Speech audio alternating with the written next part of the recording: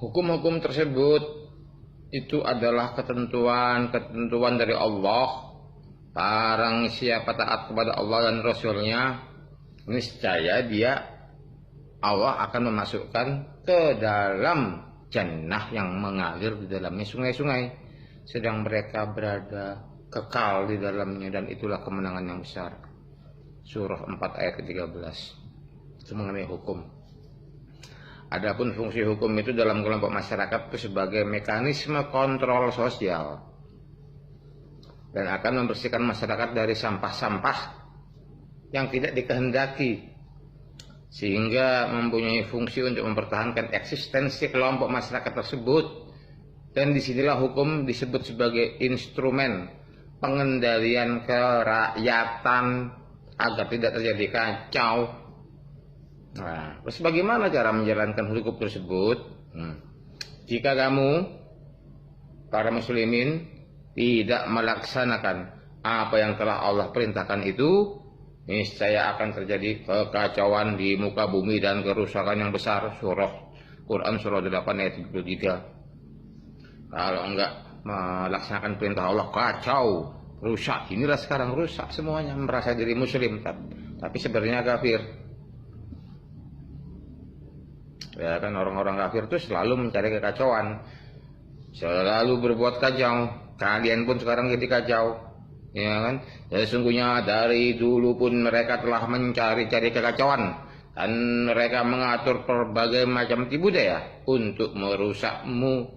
Quran surah 9 ayat 48. Kalau di dalam kitab Hindu disebutkan, ya kan, Sakta karmani avi tammasyasiyata kurfanti barata kuryat fit fams tata saktas cikir sur laka samgeraham.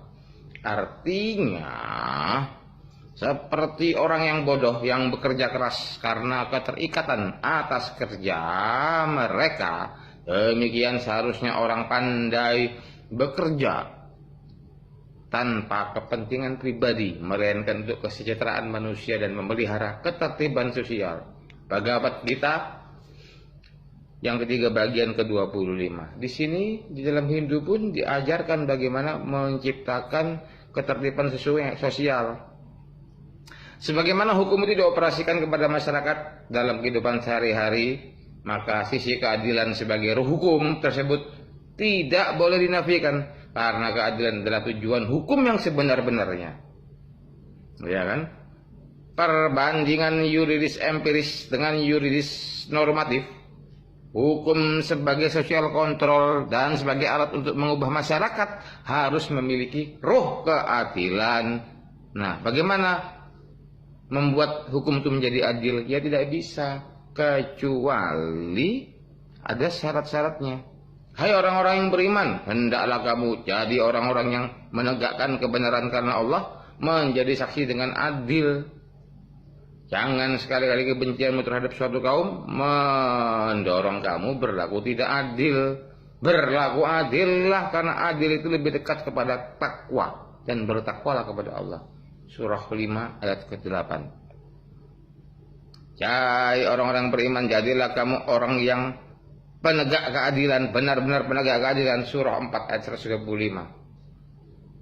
Dan jika kamu memutuskan perkara mereka, maka putuskanlah perkara itu di antara mereka dengan adil. Nah, sekarang pertanyaannya, bagaimana bisa adil kalau kita membuat dasar hukum itu di luar keadilan? Siapa yang bisa bersikap adil? Kita tidak akan pernah bersikap adil. Hanya Allah yang bisa adil. Hanya Allah yang maha adil.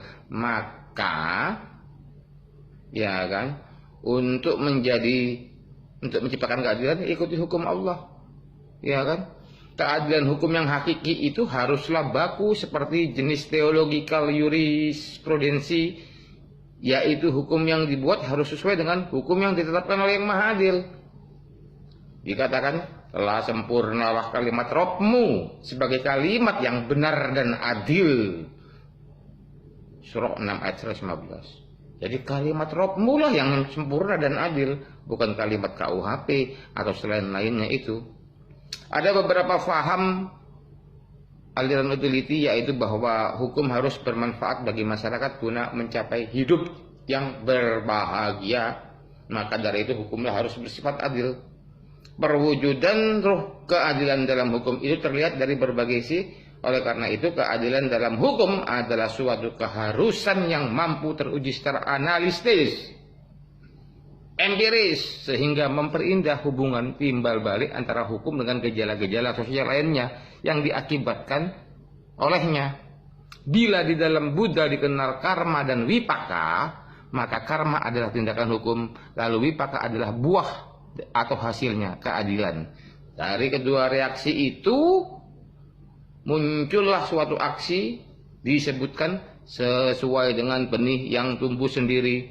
Jadi yang Anda memanen buah dari sana, penjahat yang baik akan mengumpulkan bagus, perilaku jahat bawah adalah benih, dan kamu akan merasakan buah itu di dalam kitab Samyutta Nikaya. Ya. Nah, ketika orang menggunakan hukum yang bukan dari hukum Allah, maka dia tidak akan pernah adil dan orang-orang ini rusak. Sama seperti ini yang kondisi yang ada di negeri ini. Mereka merubah-rubah perkataan Taurat dari tempat-tempatnya. Mereka mengatakan, jika diberikan ini yang sudah dirubah-rubah oleh mereka kepada kamu, maka terimalah. Dan jika kamu diberi yang bukan ini, maka hati-hatilah. Surah 5 ayat 41. Jadi kalau dikasur diajak ke hukum Allah, gak ada yang mau. Jangan begini, termasuk ulamanya. Kan gila ulama menentang penerapan hukum Allah. Sarap. Mereka itu adalah ulama yang sebenarnya mereka telah mendustakan kebenaran. Takat kala kebenaran itu datang kepada mereka, maka mereka berada dalam keadaan kacau balau. Surah 50 ayat yang kelima. Itulah hukum-hukum Allah, maka janganlah kamu melanggarnya. Barang siapa melanggar hukum-hukum Allah, mereka itulah orang-orang yang zalim. Surah kedua ayat ke-229.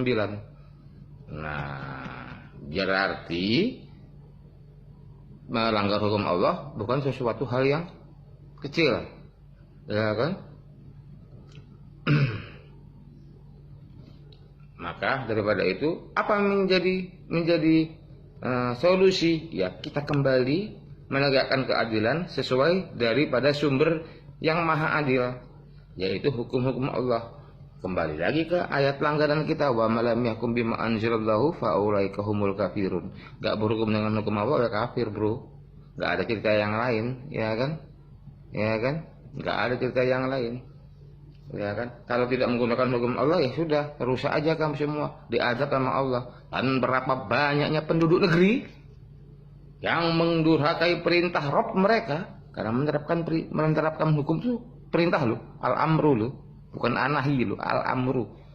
Dan berapalah banyaknya penduduk negeri yang mendurhakai perintah Rabb mereka dan Rasul-Rasulnya, maka kami hisab penduduk negeri itu dengan hisab yang keras. Dan kami azab mereka dengan azab yang mengerikan. Surah 65, Quran surah 65 ayat ke-8. Maka kewajiban bagi kalian, waman asanu minallahi hukma liqaumi yuqinun afa hukmal jahiliyati yabghun waman asanu minallahi hukma liqaumi yuqinun. Apakah hukum jahiliyah yang kalian kehendaki? Mana yang lebih baik daripada hukum Allah bagi orang-orang yang yakin? Surah Al-Maidah ayat ke-50. Yang artinya di dunia hanya ada dua hukum. Hukum Allah atau hukum jahiliyah. Tidak ada setengah-setengah. Setengah-setengah. Nu'min bi ba'din wa na'fur bi ba'din. Ulaika umul kafirun al-haqqa. Kafir beneran. Jadi 100% harus menggunakan hukum Allah. Sekian. Tarareng Q.